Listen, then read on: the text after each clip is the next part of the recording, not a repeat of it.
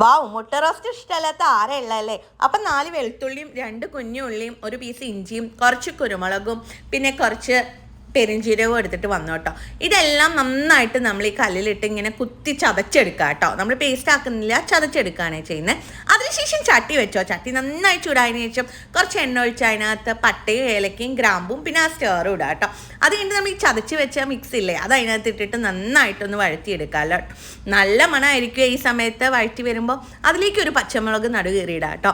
അത് കഴിഞ്ഞ് കഴിഞ്ഞാൽ നമ്മൾ കുനാന്ന് വെച്ച സവാള അതിലേക്ക് അങ്ങ് തട്ടാൻ ആ സവാള നന്നായിട്ടൊന്ന് വഴറ്റിയെടുക്കുക കേട്ടോ. അപ്പോൾ സവാള വഴറ്റിയെടുക്കാൻ നിങ്ങൾക്ക് അറിയാലോ, കുറച്ച് ഉപ്പ് കൂടി അതിനകത്ത് ചേർത്ത് കൊടുക്കുക കേട്ടോ.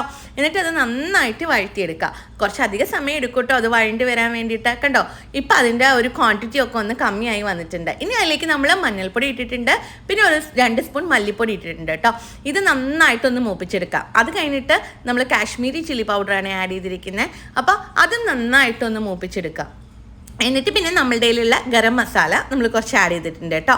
പിന്നെ അതിനുശേഷം നമ്മൾ നന്നായി ചെറുതായി അരിഞ്ഞു വെച്ച തക്കാളിയാണ് ആഡ് ചെയ്യുന്നത്. പിന്നെ നമ്മൾ കുറച്ച് നാട്ടിൽ നിന്ന് വന്ന കുറച്ച് കറിവേപ്പില ഉണ്ടായിരുന്നു, അപ്പോൾ അതും കൂടി അതിനകത്ത് ഇട്ടിട്ടുണ്ട് കേട്ടോ. അത് നന്നായി വഴണ്ടി വന്നതിന് ശേഷം നമ്മൾ അതിലേക്ക് പാകത്തിന് വെള്ളം ഒഴിച്ചു കൊടുക്കുക കേട്ടോ. ആ വെള്ളത്തിൽ അത് കടന്ന് നന്നായി തിളച്ച് വന്നോട്ടെ. അപ്പോൾ അത് നന്നായി കുറുകി വരുമ്പോൾ നമ്മൾ 1 ടേബിൾ സ്പൂൺ സോയാ സോസ് ഒഴിച്ചിട്ടുണ്ട്.